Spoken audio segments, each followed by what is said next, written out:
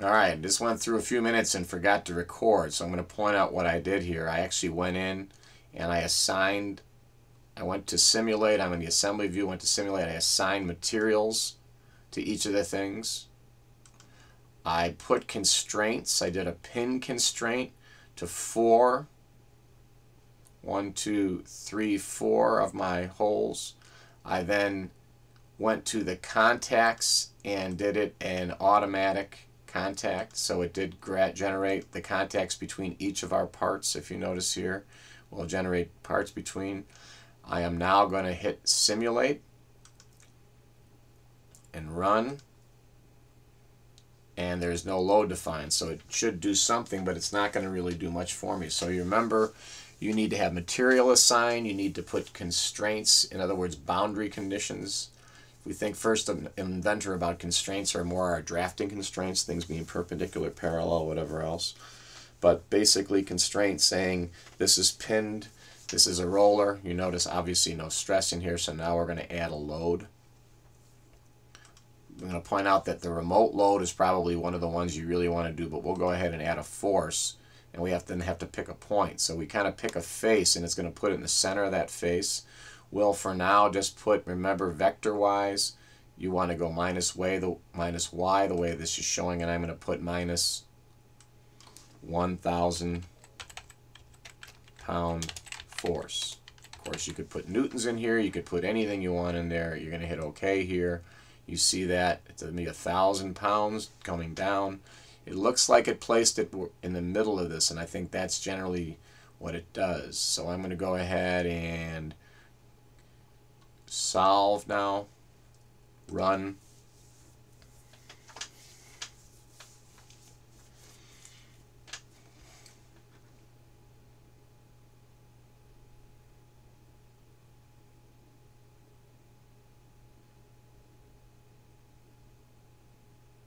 and I'm going to point out when you get the output for this, this is one place that it might be really useful to use that control print screen, so that you're going to see in other places. So if you notice here, based on what we had going, right, and because that force was off to the side, you got some deformation here.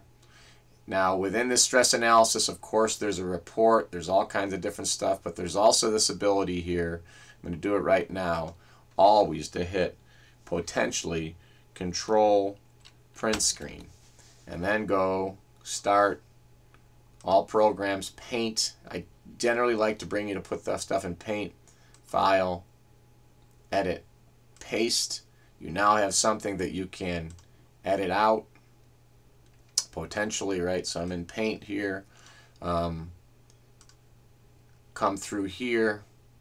Again, lots of different ways to do this, but I just want to point out learning how to pull stuff off with a program like this. Edit, cut, file, new, don't save, edit, paste, and now you have something you can stick into some document or report with something around it, not just kind of slapped on a sheet of paper, you know, laid into perhaps your all plot. So I'm going to go ahead and save this right now, that you can see. File, save as. I'm going to put it not just in Mark Patak, but in Mark Patak Documents, and then Mark Patak Documents Inventor, and not just Mark Patak Documents Inventor, May project. And I'm going to go ahead and give it the general stress JPEG. Again, lots of stuff in that. You can hit a report. You should learn basically to how to kind of not necessarily always just use the tools within the program, but how to share tools out. I'm going to hit finish stress analysis here. You're kind of done. You're going to file, save. That's of course an iterative process. You'd have lots of different love. You'd be looking, particularly I'd have you look when you do this to make sure that the sum of the forces in the x, the y, and the z equals 0. For those of you who are still resistant to finishing some of the basic homework, doing it by hand in strength of materials, here's another way to solve some stuff, to sketch those and put it here into a program like this. If you need help doing that, talk to me or to anyone that runs Inventor, or basically Inventor. Alright, so we're going to now do this. File, save, file, new. In File New, we're going to come up with a plot by using the IDW. Hit OK. IDW, we have to know where things are is the big thing on this. We want a base drawing. We're going to get our base drawing from a particular spot. There it is. That works for me. It's going to the right spot, I think. Is it? May Proj. It's going to assembly there. Open. I'm going to bring my base drawing in. If you notice here, lots of different options. My base drawing might be something like that. And then I can do projected. So I just pick something here. I've got a projected view there. Got a projected view there. I've got a projected view there. And I might want to have something like that. Create. It goes through and creates all your views. You can annotate. In this case, you can annotate that.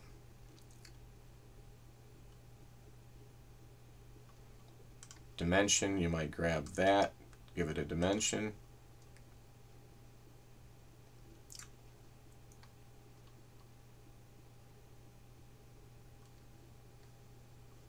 I'm going to go back here, double click inside perhaps. I'm trying to look, here's your dimensions coming up. It's the double click that I missed there. So in this case, it's a double click.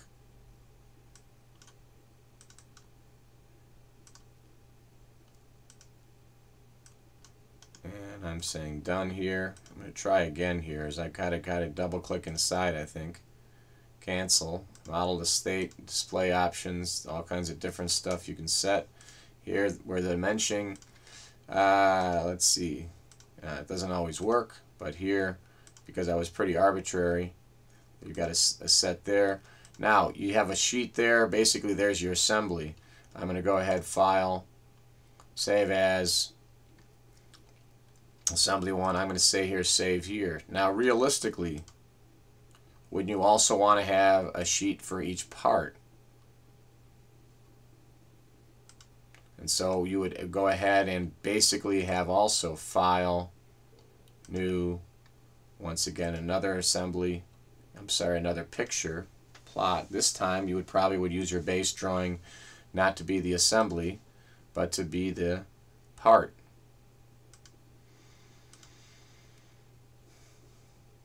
And you can bring however you wanted to bring that in. Here's your views, here's all the other stuff you kind of set up. There it is. Once again, you could then come in and annotate a dimension here. Obviously there. All kinds of stuff you can do and set in it. Don't want to understand all that, but the ability to kind of go ahead and dimension 12 inches. Okay, interesting that it's not showing you the holes in this part. So that's one of the kind of the bad sides of that. But once again, you can go back to Place Views, Projected View, and even a section view and a section view. And then you're going to be required to make a line and then probably tell you right click, continue, hit OK, and you've got a section view out there. Probably needs to be over here, doesn't it? Alright, so that general sense, right, of how these programs work.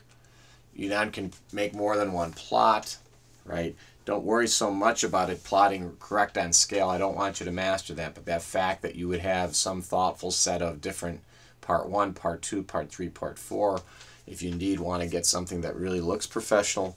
These are not things that should be laid out for you at this point. You should be able to kind of think through some of this stuff and make a set of things that are relatively professional within the constraints, of course, of just learning software. Thanks for listening. That's the end of this. The last thing I'm not going to do here, I think, is kind of, there's got to be an import here for bringing in a picture. I'll kind of talk about and look at that. You might need to bring that into a particular part. So what you would like to bring in here, you would like to create, you can actually create a sketch within here. Let's see if it lets me do that.